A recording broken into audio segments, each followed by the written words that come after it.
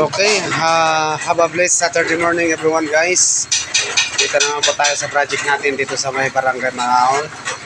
At dito, i-video na naman natin yung mga mason natin na kasalukuyang nagpapalitada. Sobra namang ingin ang mixer natin ngayon. Ayan po, as you can see. Sa katunayan guys, itong mga nagpa-plastering natin ngayon is mga helper mason lang po sila. Pero ay binibigay po natin yung tiwala para sa kanila. Hinahayaan natin silang magpalitada under our supervision para kahit paano matuto naman po sila kung paano magpalitada. And I guess for our next project, kung magkakasama pa ho kami, I'm sure naman na magiging skilled na sila. Ayan po, nakita nyo kung gaano sila determinado na matuto para magpalitada.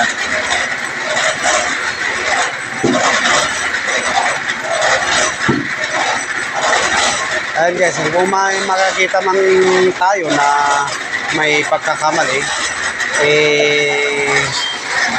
pinupuna po natin at tinuturo sa kanila para may tama nila. And of course, mabilis naman po silang matuto kung paano. Gaya ng pagbabara. Given na yan pagdating sa mga pagtatapal o kaya pagpapahid. Ang mahalaga po dyan is yung pagbara. Yan po ang pinakamahalaga dyan sa lahat. Kailangan po nilang matuto kung paano magbara ng palitada. Kapag matuto na sila kung paano magbara, madali na lang po yan. Basics na lang po pagdating sa re-redela, pagbubuli ng plastering. And then yung pag-pupuro, of course.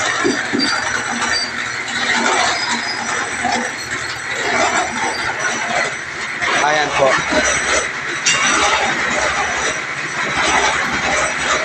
Katulad ng mga ganyan, hinahayaan muna natin sila na sila yung gagawa. And then pagka ang final na is tayo pa rin yung mag-final. I-check pa rin natin yung palitada nila bago natin papuruhan.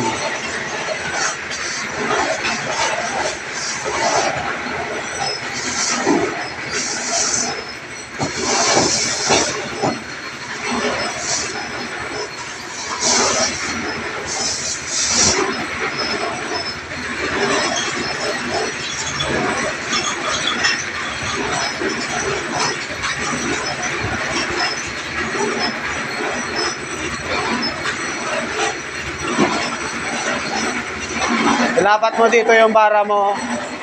Yung, tsaka dito. Huwag ganyan, huwag ganyan. Dito, dyan.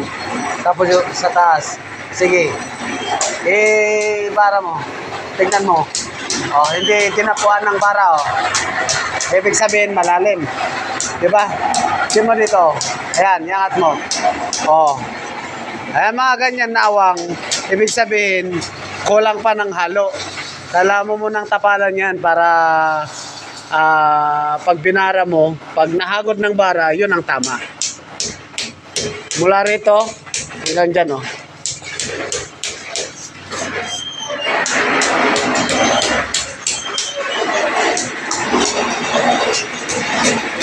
May ken.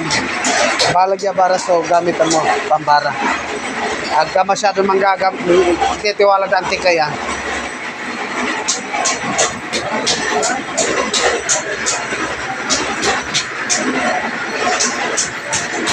Pagka ganyan na hindi naman madaling matuyo yung halo nyo sa palitada, kahit nakapalan nyo ng konti yung pagpapahid nyo.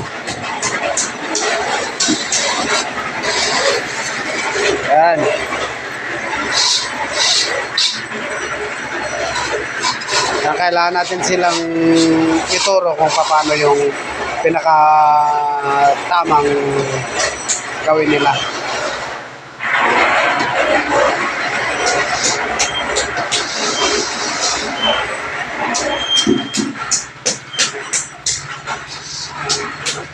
Ayan po guys, till our next video again para mas baybayan ko yung mga tao natin. May turo ko yung dapat na paraan para maayos nila yung trabaho nila. Okay, thank you so much for watching.